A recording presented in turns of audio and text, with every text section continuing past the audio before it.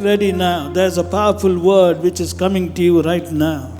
வல்லமையான தேவனுடைய வார்த்தையை இப்பொழுது நீங்கள் கேட்க போகிறீர்கள். You know, God created you because of his excess great love. தேவன் உங்கள் மேல் வைத்ததான மகா பெரிய அன்பினாலே உங்களை அவர் சிருஷ்டித்திருக்கிறார். And the aim of God is that you should see his goodness in the land of the living. இந்த ஜீவனுள்ள தேசத்திலே அவருடைய நன்மையை நீங்கள் பார்க்க வேண்டும் என்பதுதான் அவருடைய நோக்கம். His goodness means the goodness of the Lord. அவருடைய நன்மை என்று சொல்லும்போது தேவனுடைய நன்மையை நீங்கள் ருசி பார்க்க வேண்டும். The man of God, psalmist, the great man in Psalms chapter 27 verse 13 says, I would have fainted if I had not believed to see the goodness of God in the land of the living. சங்கீதக்காரன் 27வது சங்கீதத்திலே 13வது வசனத்திலே அவர் சொல்லுகிறார், நான் ஜீவனுள்ள தேசத்திலே கர்த்தருடைய நன்மையை காண்பேன் என்று நான் விசுவாசியாதிருந்தால் கெட்டு போயிருப்பேன். Now what is he saying? He says you can very clearly see the goodness of the Lord in the land of the living, and that's why I'm able to believe for that. வெகு தெளிவாக அவர் என்ன சொல்லுகிறார் என்றால் கர்த்தருடைய நன்மை இந்த பூமியிலே நாம் பார்க்க முடியும், ஆகவே தான் நான் அதை விசுவாசித்தேன். If you can't see, then how you can believe? உங்களால பார்க்க முடியாது என்றால் நீங்க எப்படி அதை விசுவாசிப்பீங்க? If it cannot be real, nobody can believe something which cannot be real in their lives. பார்க்க முடியாத ஒன்று, அதாவது உண்மையில்லாத ஒரு காரியத்தை யாருமே விசுவாசிக்க முடியாது. Therefore it is possible for you to see the goodness of the Lord in the land of the living, and that is the reason why God has created you and placed you in this world. ஆகவே தேவனுடைய நன்மையை நிச்சயமாக இந்த பூமியில நீங்க பார்க்க முடியும். அதற்காக தான் அவர் உங்களை உருவாக்கி இந்த பூமியிலே உங்களை வைத்திருக்கிறார். And it is very essential that you see the goodness of the Lord in the land of the living, because in this world there is somebody known as Satan and his evil powers which are roaming about everywhere, and they are waiting for an opportunity to make the life of people a mess. இன்றைக்கு சத்துருவானவன், சாத்தான் என்று சொல்லப்பட்டகிறதான சத்துருவானவன் பூமியிலே அவன் உலாவிக் கொண்டும் சுற்றி கொண்டும் இருக்கிறான். எதற்காக என்றால் மனிதர்களுடைய வாழ்க்கையை சிக்க வைப்பதற்காக, நெருக்குவதற்காக, அவர்களை வேதனைப்படுத்துவதற்காக அவன் ஒரு வாய்ப்பை தேடி இன்றைக்கு உலகத்திலே அவன் சுற்றி கொண்டிருக்கிறான். Everywhere we find people are sick. எங்கு பார்த்தாலும் பலர் வியாதியோடு இருக்கிறதை நாம் பார்க்கிறோம். What is sickness?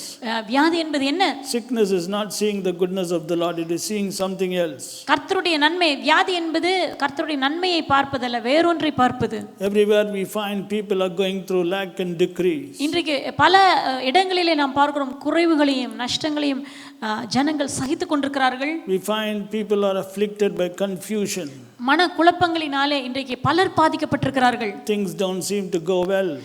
காரியங்கள் நேர்த்தியாக நடப்பதை போல் தெரியவில்லை. I can keep on giving a list of things which today is attacking people, but let me tell you something. In the midst of such a world, there is the possibility of you, I'm talking about you can see the goodness of the Lord in the land of the living.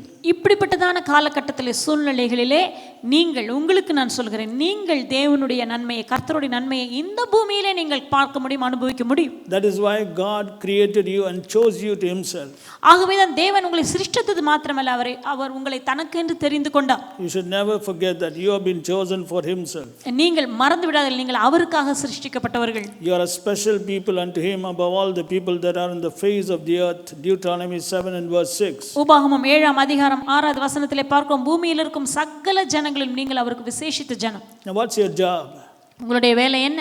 See the goodness of the Lord in the land of the living. பூமியிலே ஜீவனுள்ளோர் தேசத்தில் கர்த்தருடைய நன்மையை காண்பதாகும். In Psalms chapter 34 verse 8, the Bible says, "Oh taste and see that the Lord is good." சங்கீதம் 34 8வது வசனத்திலே பார்க்கிறோம், கர்த்தர் நல்லவர் என்பதை ருசித்து பாருங்கள். Now everybody knows that the Lord is good, but the Bible says, "Taste and see that the Lord is good." எல்லாருக்குமே தெரியும் கர்த்தர் நல்லவர் என்று, ஆனால் கர்த்தர் நல்லவர் என்று நாம் ருசித்து பார்க்க வேண்டும். It means God wants you to see his goodness in the land of the living. அப்படியானால் தேவன் அவருடைய நன்மையை பூமியிலே நாம் பார்க்க வேண்டும் என்று விரும்புகிறார். That's the meaning of seeing that the Lord is good. அதுதான் கர்த்தர் நல்லவர் என்று ருசித்து பார்ப்பதாம். So today if you are going through a problem, if you are afflicted by sickness and all these things which today are afflicting the people of the world, I want you to just now wake up. This is not the life that God has chosen you and called you to live in this world. உங்களுடைய வாழ்க்கையில் நெருக்கங்கள், பல போராட்டங்கள், கஷ்டங்களின் வழியாக இன்னும் நீங்கள் கடந்து போகிறீர்கள் என்றால் ஒரு காரியத்தை நீங்கள் புரிந்து கொள்ளுங்கள். இன்றைக்கே விழித்துக் கொள்ளுங்கள். இப்படிப்பட்டதான ஒரு வாழ்க்கையை வாழ்வதற்காக தேவன் உங்களை தெரிந்து கொள்ளவில்லை, அதற்காக அவர் உங்களை உண்டாக்கவில்லை. You're not supposed to look at this person, that person. You're supposed to look at the word of God and find out what is the plan and the will and the desire of God for you. நீங்கள் இந்த மனிதன் அந்த மனிதன் என்று மனிதர்கள் யாரையும் பார்க்காதீர்கள். கர்த்தருடைய திட்டம் என்ன, கர்த்தருடைய சித்தம் என்ன, அவருடைய வழிகள் என்ன என்பதை தான் நாம் பார்க்க வேண்டும். What is that? அது என்ன? You have to taste and you have to see. நீங்கள் ருசிக்க வேண்டும், நீங்கள் பார்க்க வேண்டும். Taste and see. நீங்கள் ருசித்து பாருங்கள். Get this into your spirit today. இந்த வார்த்தை உங்களுடைய ஆவியில் இன்றைக்கு பெற்றுக்கொள்வோம். I want you to shake away the dust in your life and wake up. உங்களுடைய வாழ்க்கையில் இருக்கிறதான தூசியை உதறிவிட்டு விழித்து எழும்புங்கள். You're not supposed to live like how you're living today. இன்றைக்கு நீங்க வாழ்கிறதை போல நீங்க வாழக்கூடாது. You got to change yourself today, brother. உங்களுக்குள்ளாக ஒரு மாறுதல் தேவை. That's why Bible says you have to be transformed. வேதம் சொல்லுகிறது நீங்கள் மறுரூபமாக வேண்டும். Transform means there's a totally different way of living. மறுரூபம் என்று சொல்வது முற்றிலும் வித்தியாசமான ஒரு வாழ்க்கை முறை. Now if you want to see the goodness of the Lord in the land of the living, you have to taste it. நீங்கள் இந்த ஜீவனுள்ள ஒரு தேசத்திலே கர்த்தருடைய நன்மையை ருசி பார்க்க வேண்டுமானால் அவரை நீங்கள் ருசிக்க வேண்டும். Now it doesn't come by just confessing. அறிக்கை செய்வதனாலே அது நடக்காது. Today a lot of people without understanding the word, they just keep on saying, I'm going to see the goodness of the Lord, I'm going to see the goodness of the Lord, I'm going to see the goodness of the Lord in the land of the living. இன்றைக்கு பலர் தங்கள் வாயினாலே அறிக்கை செய்து கொண்டிருக்கிறார், நான் கர்த்தருடைய நன்மையை ருசி பார்க்க போகிறேன், கர்த்தருடைய நன்மையை பூமியிலே இந்த தேசத்திலே நான் ருசி பார்க்க போகிறேன் என்று வாயினால் அறிக்கை செய்கிறார்கள். I know one sister, she kept on saying, she was sick and she kept on saying, by stripes I'm healed, by stripes I'm healed, by stripes I'm healed, by stripes I'm healed, by stripes I'm healed. And I don't know how many years she kept on telling that, but the sickness kept on increasing and increasing and increasing, and finally it became very bad for that sister. எனக்கு ஒரு சகோதரியை தெரியும், சொல்லிக்கொண்டே இருந்தார்கள், வியாதிப்பட்டிருந்தார்கள். ஆனால் அவர்கள் சொன்ன காரியம், நான் சுகமாக போகிறேன், நான் சுகமாகி விடுவேன், நான் அவருடைய தழும்புகளால் குணமானேன், எப்படியாக அவர் அறிக்கை செய்து கொண்டே இருந்தால். ஆனால் எத்தனை வருஷம் அப்படியாக வியாதியோடு அவர்கள் இருந்தார்கள் தெரியுமா? See, the point is, confession brings possession. But if you don't understand the word of God, and if you just try to recite the word of God like a mantra, you won't see the power of God. அறிக்கை செய்வதின் மூலமாக நாம் சுதந்திரிக்க முடியும், அதுதான் வழி. ஆனால் அதே நேரத்தில் கர்த்தருடைய வார்த்தையை நம்ம புரிந்து கொள்ளாம ஏதோ திரும்ப ஒரு சொல்லிக்கொண்டே இருக்கிறதின் மூலமாக நாம் பெற்றுக்கொள்ள முடியாது. In Mark 11:23, Jesus said, you can have what you say. Mark 11:23 இயேசு கிறிஸ்து சொல்லியிருக்கார், நீ சொன்னபடி உனக்கு ஆகும். So confession has got power. ஆகவே அறிக்கை என்பது மிகுந்த வல்லமை உடையதுதான். But you have to understand the word of God. ஆனால் வேத வாக்கியங்களை நீங்கள் புரிந்திருக்க வேண்டும். Then you confess, you will see power. நீங்க வேத வாக்கியங்களை புரிந்து கொண்டு வார்த்தையை அறிக்கை செய்யுங்க, அப்பொழுது உங்களுடைய அறிக்கை வல்லமை உள்ளதா இருக்கும். Now we saw, when you taste, you will see that the Lord is good in the land of the living. நீங்கள் ருசிக்கும் பொழுது இந்த ஜீவனுள்ள தேசத்திலே கர்த்தர் நல்லவர் என்பதை நீங்கள் பார்ப்பீர்கள். What's the meaning of tasting? ருசிப்பது என்றால் அர்த்தம் என்ன? Did you think about it? இதை குறித்து நீங்க யோசிச்சீங்களா? If I tell you to taste an ice cream, you know what to do. Ice cream taste பண்ணுவத சொன்னா உங்களுக்கு தெரியும் என்ன செய்ய வேண்டும் என்று. If I say this particular sweet is very good, taste and see, you immediately know how to taste it. ஒரு ஸ்வீட்டை சொல்லி பெயரை சொல்லி நீங்கள் இதை ருசித்து பாருங்கள் என்று நான் சொன்னால் உங்களுக்கு என்ன எப்படி அதை ருசிக்க வேண்டும் என்று தெரியும். But when we say, see that the Lord is good and taste him, people don't know how. ஆனால் கர்த்தர் நல்லவர் என்பதை ருசித்து பாருங்கள் என்று சொன்னால் ஜனங்களுக்கு எப்படி என்று தெரியவில்லை. That's a big problem today. அதுதான் இன்றைக்கு இருக்கும் பிரச்சனையாகும். Well, I'm going to teach you in just 5 minutes. இதை நான் உங்களுக்கு 5 நிமிடங்களில் சொல்ல போகிறேன். So get ready for some amazing truths. ஆகவே ஆயத்தமாகவும் சில அருமையான உண்மைகளை அறிந்து கொள்வதற்கு. Of course it's a big topic, but I'm just taking 5 minutes so that you may be blessed by this teaching. இது மிகப்பெரிய ஒரு பாடமாக இருந்தாலும் இதை நீங்கள் ஆசீர்வாதத்தை பெறும்படியாக உங்களுக்கு 5 நிமிடங்கள் சுருக்கமாக சொல்ல போகிறேன். Now how do you taste the Lord? எப்படி நாம் தேவனை ருசிக்க முடியும்? Number 1, you have to understand what the Bible says. முதலாவதாக வசனம் என்ன, வேதம் என்ன சொல்கிறது என்பதை புரிந்து கொள்ளுங்கள். Go to Psalms chapter 34 verse 9. The Bible says, so fear the Lord, ye saints, for there is no one to them that fear him. கர்த்தருடைய பரிசுத்தவான்களே அவருக்கு பயந்திருங்கள், அவர்களுக்கு பயந்தவர்களுக்கு குறைவில்லை. Now look at that statement, there is no one. அவர்களுக்கு குறைவில்லை. Okay, I'm going to amplify. There is no one to them. இவர்களுக்கு குறைவில்லை, இப்படியாக நான் சொல்கிறேன். That's what the Bible says. அப்படிதானே வேதம் சொல்கிறது. It doesn't say there's no want for every believer. எல்லா விசுவாசிகளுக்கும் குறைவில்லை அப்படியே வசனம் சொல்கிறது. It says there's no want to them. இவர்களுக்கு குறைவு இல்லை. Now if you want to taste the Lord, you have to find out what is the meaning of them. தேவனை நீங்கள் ருசிக்க வேண்டும் என்றால் அவர்கள் யார், அந்த நபர்கள் யார் என்பதை நீங்கள் அறிய வேண்டும். This very clearly says in the same verse, them that fear him. வெகு தெளிவாக அவருக்கு பயந்தவர்களுக்கு. See, one way of tasting the Lord is to fear him. தேவனை ருசிப்பதற்கு ஒரு வழி என்ன தெரியுமா? அவருக்கு பயப்படுவதுதான். And that's why the psalmist says, "Oh, fear the Lord, ye his saints." ஆகவே இந்த வசனம் என்ன சொல்கிறது? சங்கீதக்காரன் என்ன சொல்கிறார் பாருங்க, பரிசுத்தவான்களே, கர்த்தருடைய பரிசுத்தவான்களே, நீங்கள் அவருக்கு பயந்திருங்கள். See, it means though you may be a saint, you got to do this. நீங்கள் பரிசுத்தவானாக இருக்கலாம், ஆனாலும் நீங்கள் பயப்பட வேண்டும், இதை நீங்கள் செய்ய வேண்டும். You can't just be a saint and keep on living without the fear of the Lord. பரிசுத்தவான் என்று சொல்லிக்கொண்டு நாம் மனம் போன போக்கிலே நாம் நினைத்தபடி நாம் வாழ முடியாது, வாழவும் கூடாது. The term "oh fear the Lord" means the Bible is telling you to use your decision making power and do this particular thing. நீங்கள் அவருக்கு பயந்திருங்கள். நீங்க அவருக்கு பயந்திருங்கள் என்று வசனம் சொல்லும் பொழுது உங்க சொந்த அறிவு அல்லது உங்களுடைய சொந்த உங்களுடைய தீர்மானம் எடுக்கக்கூடிய திறமையை பயன்படுத்தி நீங்கள் அவருக்கு கீழ்ப்படிய வேண்டும், அவருக்கு பயந்திருக்க வேண்டும் என்ற தீர்மானத்தை எடுங்கள் என்று சொல்லுகிறார். Not that verse, there is no want.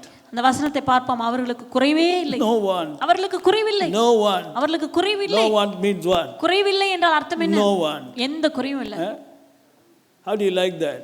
This is the meaning of seeing the goodness of God in the land of the living. When there's no want, that means you are a person who's seeing the goodness of the Lord in the land of the living. உங்களுடைய வாழ்க்கையில உங்களுக்கு எந்த குறைவும் இல்லை என்றால் அதன் அர்த்தம் என்ன? நீங்கள் கர்த்தருடைய நன்மையை இந்த ஜீவனுள்ள தேசத்திலே நீங்கள் ருசிக்கிறீர்கள். So point number 1, tasting means you got to fear him. முதலாவது ருசிப்பது என்றால் முதலாவது நீங்கள் தேவனுக்கு பயப்பட வேண்டும். Number 2, tasting is found in the next verse, Psalms 34 and verse 10. The young lions do lack and suffer hunger, but they that seek the Lord shall not want any good thing. அடுத்ததாக பார்க்கிறோம் 10வது வசனம், சிங்க குட்டிகள் தாழ்ச்சி அடைந்து பட்டினியாயிருக்கும், கர்த்தரை தேடுகிறவர்களுக்கோ ஒரு நன்மையும் குறைவுபடாது. Now not the term they shall not want any good thing. அவர்களுக்கு ஒரு நன்மையும் குறைவுபடாது. That means he's telling there'll be no lack as far as good things are concerned. அப்படியானால் அவர் என்ன சொல்றார்? நன்மை என்று பார்த்தால் ஒரு நன்மை கூட அவங்க வாழ்க்கையில் குறைவாவே இருக்காது. Do you think sickness is a good thing? வியாதி என்பது நன்மை என்று நினைக்கிறீர்களா?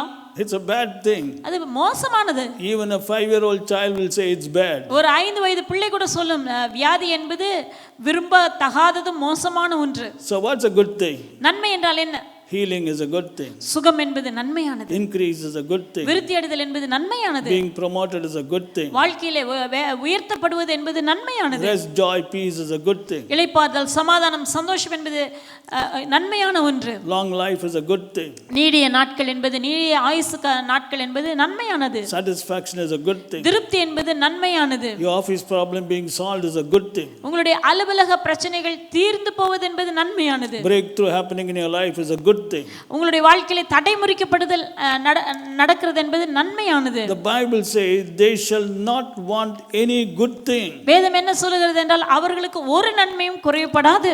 Look at the circumstances in which they will not want. In the same verse, the Bible says the young lions will suffer and lack hunger, but these people, in such circumstances when the young lions are literally going through lack and they are literally struggling, they will not want any good thing. அந்த சூழ்நிலையை பாருங்கள். சிங்க குட்டிகள் அவைகள் தாழ்ச்சி அடைந்து பட்டினியா இருந்து அவைகள் பயங்கர நெருக்கமான ஒரு சூழ்நிலையில இருக்கும் பொழுது கர்த்தரை தேடுகிறவர்களுக்கு இவர்களுக்கோ ஒரு நன்மையும் குறைபடாது. Why didn't the Bible say the young foxes do lack and suffer hunger, or the young tigers do lack and suffer hunger? Why does it say the young lions? Because the lion is the king of the jungle and the young lions are the children of the king of the jungle. ஏன் நரி குட்டிகள் தாழ்ச்சி அடைந்து பட்டினியா இருக்கும் அப்படி சொல்லப்படவில்லை, அல்லது புலி குட்டிகள் என்று சொல்லப்படவில்லை? ஏன் சிங்க குட்டிகள் என்று சொல்லப்பட்டிருக்கிறது? ஏனெனில் சிங்கம் நான் காட்டிற்கே ராஜா. So that means those who are highly influential, they will be suffering and they will be lacking. You know, though they may have money, they may be lacking in many areas. But the Bible says, this particular group of people in Psalms 34 and verse 10 shall not want any good thing, no matter how adverse the circumstances which are going on in the world at that time. அவர்கள் எப்படிப்பட்டதான மிக உயர்ந்த நிலையில் இருக்கலாம், சிபாரிசு நிறைந்த நிலையில் இருக்கலாம், பணமுடையவர்களாக இருக்கலாம், ஆனால் அவர்களுடைய வாழ்க்கையிலும் குறைவுகள் இருக்கும். ஒருவேளை பணம் அவர்களிடத்தில் இருக்கலாம், ஆனால் பல காரியங்களிலே அவர்கள் குறைவுபடக்கூடியவர்களாக இருப்பார்கள். ஆனால் இந்த வகையான ஒரு கூட்டமும் 34வது சங்கீதம் 10வது வசனத்தில் சொல்லப்பட்டதான அந்த கூட்டமும் அவர்களுக்கு ஒரு நன்மையும் குறைபடாது. அவர்கள் திருப்தி அடைந்து வாழ்க்கையிலே உலகத்திலே எப்படிப்பட்டதான சூழ்நிலைகள் மாறிக்கொண்டே இருந்தாலும் மாற்றமடைந்தாலும் அவர்களோ ஒரு நன்மையும் குறைபடாமல் இருப்பார்கள். Not wanting any good thing means seeing the goodness of the Lord in the land of the living. அவர்களுக்கு ஒரு நன்மையும் குறைபடாது என்றால் அவர்கள் பூமியிலே உயிரோடு இருக்கும் நாட்கள் எல்லாம் கர்த்தருடைய நன்மையை இந்த தேசத்திலே பார்ப்பார்கள். Who are these people? இவர்கள் யாவர்? They are those who seek the Lord. அவர்கள் கர்த்தரை தேடுகிறவர்கள். So point number 2, the meaning of tasting is seeking the Lord. இரண்டாவதாக தேவனை ருசித்து பார்ப்பது என்றால் என்ன தெரியுமா? அவரை தேடுவது. Number 1 is fearing the Lord. Number 2 is seeking the Lord. முதலாவது அவருக்கு பயந்திருப்பது. ருசிப்பது என்றால் முதல் காரியம் அவருக்கு பயந்திருப்பது. இரண்டாவதாக ருசிப்பது என்றால் அவரை தேடுவது. But pastor, I fear the Lord, I seek the Lord. Pastor, நான் தேவனுக்கு பயப்படுகிறேன், தேவனை நான் தேடுகிறேன். But in my life there is so much of problem. ஆனா என் வாழ்க்கையில பல பிரச்சனைகள் இருக்கிறது. Why?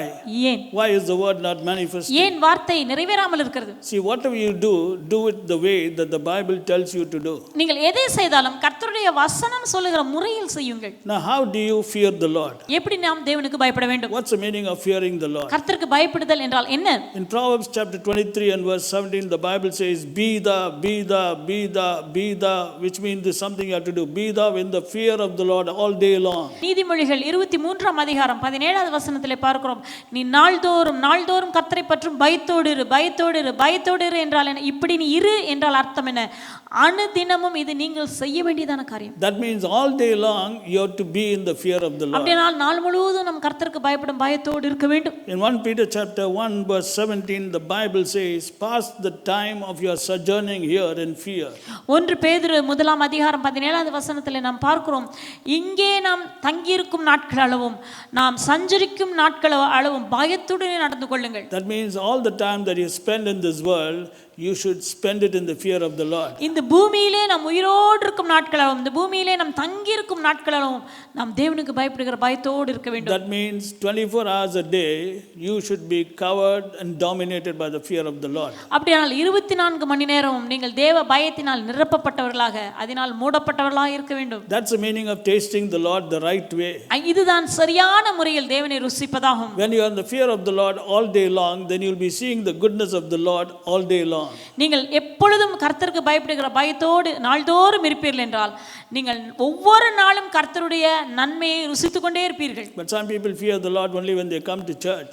சிலர் பார்த்தா சபைக்கு வரும்போது மட்டும் தான் தேவனுக்கு பயப்படுறாங்க. That means you will see the fear, that means you will experience the goodness of the Lord only in the church. அப்படியே சபைக்கு நீங்க வரும்போது மட்டும் தான் ஆண்டவருடைய நன்மையை ருசிப்பார்ப்பீங்க. That is not the right way. Right way, do it exactly as God expects you to do. தேவன் எதிர்பார்க்கிற முறையிலே நீங்கள் செய்ய வேண்டும். அதுதான் சரியான முறையாகும். Don't tell me I can't fear the Lord all day long. என்னால இப்படியாக எல்லா நேரம் ஆண்டவருக்கு பயப்பட முடியாது அப்படி சொல்லாதீங்க. If you don't know how, come to us, we'll teach you how, brother. எப்படி என்று அறியாவிட்டால் என்னிடத்தில் வாருங்கள், நான் உங்களுக்கு சொல்லி தருகிறேன். Don't waste your time. நேரத்தை மாத்திரம் வீணாக்காதீங்க. Time is precious. நேரம், உங்களுடைய நேரம் மிகவும் விலையேற பெற்றது. You are here with a purpose and a destiny. இந்த உலகத்திலே நீங்கள் ஒரு நோக்கத்தோடும் ஒரு குறிக்கோளோடு கூட வாழ்ந்து கொண்டிருக்கிறீர்கள். Number 2.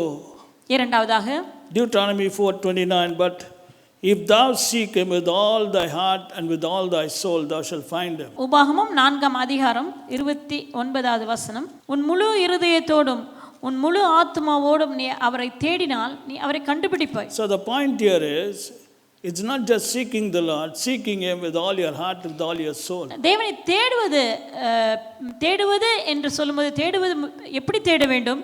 உன் முழு இருதயத்தோடும் உன் முழு ஆத்மாவோடும் அவரை தேடும்போது, that's the meaning of tasting the Lord. இதுதான் கர்த்தரை ருசிப்பது என்பதின் அர்த்தமாம். Now these are the areas where people generally lack. இந்த பகுதிகளில் தான் இன்றைக்கு பலர் குறைவோடு இருக்கிறார்கள். There's no fear of the Lord all day long. தேவ பயம் என்பது நாள் முழுவதும் இருப்பதில்லை. Even if they seek the Lord, they are not seeking with all their heart, with all their soul. They are seeking the Lord with half heart and half soul. இன்றைக்கு தேவனை தேடுகிறார்கள். தேவனை தேடினாலும் முழு இதயத்தோடும் தங்கள் முழு ஆத்மாவோடும் தேடுவதிலே அரைக்குறையாக அவர்கள் தேடுகிறார்கள். That's a big problem today. அதுதான் இன்றைக்கு இருக்கும் பெரும் பிரச்சனை. So if you're going to taste him, do it the right way. ஆகவே அவரை ருசித்து பார்ப்பதற்கு சரியான முறையில் வசனம் எப்படி சொல்கிறதோ அப்படியாக கீழ்ப்படியுங்கள். And when you do it the right way, you'll see the word manifesting in the right way. நீங்கள் சரியான முறையில் செயல்படுவீர்கள். கர்த்தருடைய வார்த்தையும் சரியாக சொல்லப்பட்ட முறையில் உங்கள் வாழ்க்கையில் நிறைவேறும். So remember, God's word can never fail, and neither can you be a failure. தேவனுடைய வார்த்தை ஒருபோதும் கிரியை செய்யாமல் இருக்காது. அதே போல நீங்களும் ஒரு நாளும் தோல்வியாக இருக்கவே மாட்டீர்கள். You got an amazing future. உங்களுக்கு அருமையான எதிர்காலம் உண்டு. You are going to see the goodness of the Lord each and every day. At least from today, if you're going to adhere to this word, all the days that you live in planet Earth. இந்த பூமியிலே நீங்கள் வாழும் நாட்கள் அளவும் இந்த வசனங்களுக்கு செவி கொடுங்கள். கர்த்தருடைய நன்மையை நீங்க ஜீவனுள்ள நாளெல்லாம் நீங்க பார்த்துட்டே இருப்பீங்க. அப்பொழுது நீங்கள் கர்த்தருடைய நன்மையை ஜீவனுள்ள நாளெல்லாம் பார்த்து கொண்டிருப்பீர்கள். Are you happy today? இப்பொழுது நீங்கள் சந்தோஷமா இருக்கிறீங்களா? Don't be sad, brother. துக்கமா இருக்காதீங்க. Don't be worried, sister. கவலைப்படாதீங்க sister. You are looking at that problem all the time. எப்பொழுதும் நீங்க அந்த பிரச்சனையை தான் பார்க்கறீங்க. Listen to these words. இந்த வசனங்களுக்கு செவி கொடுங்க. You are an amazing person. நீங்கள் ஒரு ஆச்சரியமான நபர். There's power waiting to lift you up to unthinkable, amazing heights. உங்களை மிக அதிகமான உயரத்துக்கு தூக்கி கொண்டு போகக்கூடியதான தேவனுடைய வார்த்தை உங்களுக்காக இருக்கிறது. தேவனுடைய வல்லமை காத்து கொண்டிருக்கிறது. தேவனுடைய வல்லமை காத்து கொண்டிருக்கிறது. The love of God is waiting to embrace you and do something amazing in your life. தேவனுடைய அன்பானது உங்களை அனைத்து உங்களுடைய வாழ்க்கையிலே சில ஆச்சரியமான காரியத்தை செய்ய காத்து கொண்டிருக்கிறது. So get excited. ஆகவே சந்தோஷமா இருங்கள். You are in for some mighty miracles. நீங்கள் அற்புதங்களை பார்க்க போகிறீர்கள். Understand the anointing. அபிஷேகத்தை புரிந்து கொள்ளுங்கள். Understand the word. கர்த்தருடைய வார்த்தையை புரிந்து கொள்ளுங்கள். Understand Jesus. இயேசுவை புரிந்து கொள்ளுங்கள். Understand the right way of seeking him. அவரை தேடுவதனுடைய சரியான முறையை புரிந்து கொள்ளுங்கள். God bless you. கர்த்தர் தாமே உங்களை ஆசீர்வதிப்பார்.